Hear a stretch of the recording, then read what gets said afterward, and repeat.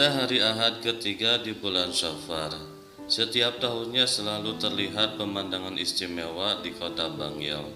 Saat itu ribuan umat Islam dari Pulau Kalimantan, khususnya kaum muslimin etnis Banjar, berbondong-bondong menyeberangi lautan dan membanjiri kota kecil di Jawa Timur itu.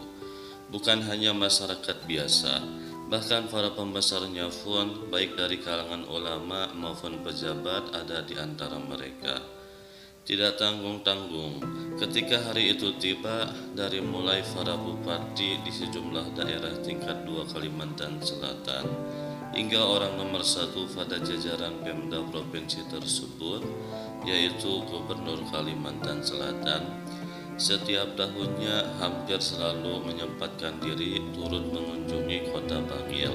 Tidak ketinggalan, kaum muslimin pecinta ulama di sekitar kota Bangil pun larut di dalamnya, sekalipun mereka bukan dari kalangan etnis Banjar. Sebelum menyimak sosoknya yang tawadu dan hubungannya dengan Kyai Hamid, ada baiknya kita membaca sholawat kepada Nabi. Allahumma sholli ala Sayyidina Muhammad wa ala ali Sayyidina Muhammad. Begitu istimewa ganjaran yang disediakan untuk orang yang bersholawat. Pada tahun 1950 Masehi, Tuan Guru Bangil bersama keluarga memutuskan untuk hijrah ke kota Bangil, Jawa Timur. Sewaktu menetap di Bangil, ia tidak langsung membuka majelis secara terbuka, kecuali lingkungan terdekatnya saja. Ia cenderung mempelajari dahulu keadaan lingkungan dan penduduk di kota tersebut. Di kemudian hari, sikapnya ini telah menjadikan dirinya sebagai sosok yang cukup disegani oleh kalangan ulama di Jawa Timur. Walaupun demikian, ia tetap tawadu dan rendah diri meskipun ia selalu berusaha menyembunyikan keunggulan yang dimilikinya. Pada akhirnya para ulama yang berada di Bangil pun mengetahui keistimewaan pribadi ulama yang satu ini. Ia senantiasa berada dalam keseharian yang amat sederhana. Kesederhanaannya itu diantaranya terlihat dari pakaian yang ia kenakan sehari-hari. Bahkan tidak banyak orang yang tahu bahwa sekalipun dia telah menjadi seorang tokoh yang besar, namun di kamar tidurnya ia dan keluarganya tidak menggunakan ranjang.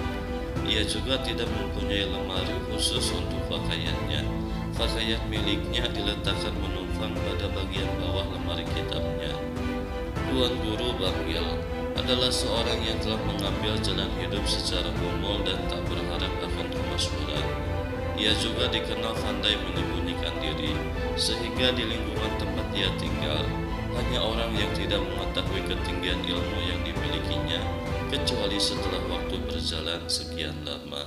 Mengenai hal tersebut, Kyai Hamid Pasuruan pernah mengatakan, "Saya ingin sekali seperti Kyai Syarwani, yaitu seorang alim tapi mastur, tidak masyhur. Kalau saya ini sudah terlanjur masyhur, jadi saya sering kerepotan karena harus menemui banyak orang.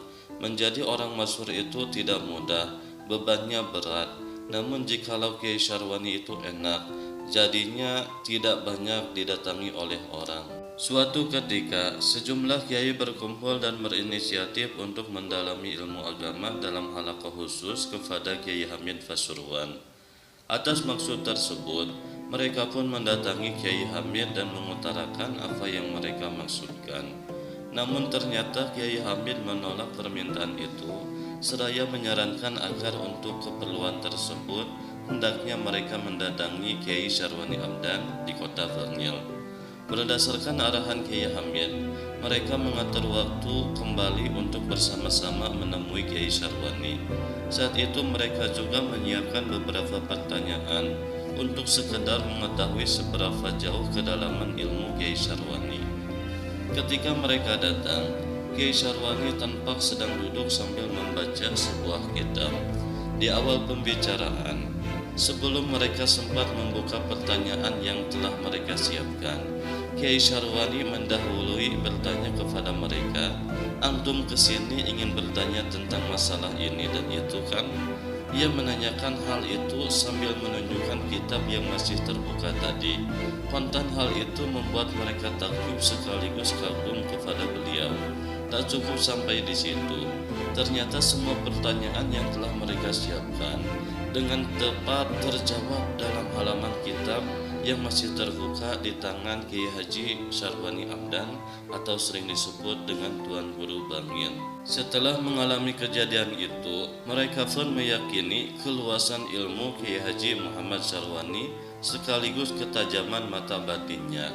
Pada akhirnya mereka juga dapat memahami mengapa Kiai Hamid Pasuruan menganjurkan mereka agar mendatangi Kiai Haji Muhammad Syarwani. Setelah yakin atas hal tersebut, mereka pun meminta kesediaan Kiai Haji Muhammad Syarwani agar berkenan membuka masjid untuk mereka. Saat itu Kiai Haji Muhammad Syarwani Hamdan tidak serta-merta mengabulkan permintaan mereka tersebut, tetapi menanyakan terlebih dahulu kepada Kiai Hamid. Maka setelah Kiai Hamid memberi isyarat persetujuan, barulah beliau Kiai Haji Muhammad Syarwani Hamdan bersedia membuka majlis untuk para kiai tersebut.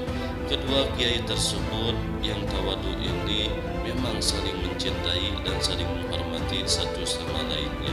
Kiai Hamid adalah ulama besar yang karismatik dan menjadi tujuan kedatangan banyak orang.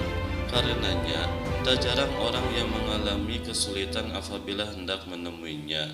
Namun, berdasarkan pengalaman orang-orang yang pernah bertemu Kiai Hamid, mereka akan dengan mudah menemui Kiai Hamid apabila sebelumnya mendatangi Kiai Haji Muhammad Syarwani terlebih dahulu. Tak jarang, baru sampai di depan pintu, Kiai Hamid sendiri yang langsung membukakan pintu pada para tamu itu. Sebelum bertamu ke rumahnya, lebih dahulu bertamu kepada Kiai Syarwani. Entah sir apa yang didapat oleh para tamu Kiai Syarwani di mata Kiai Hamid, sehingga Kiai Hamid selalu menyambut mereka dengan penuh sukacita. Padahal pada saat itu di antara mereka tidak ada alat komunikasi seperti pesawat telepon yang dapat saling menginformasikan perihal kedatangan tamu masing-masing.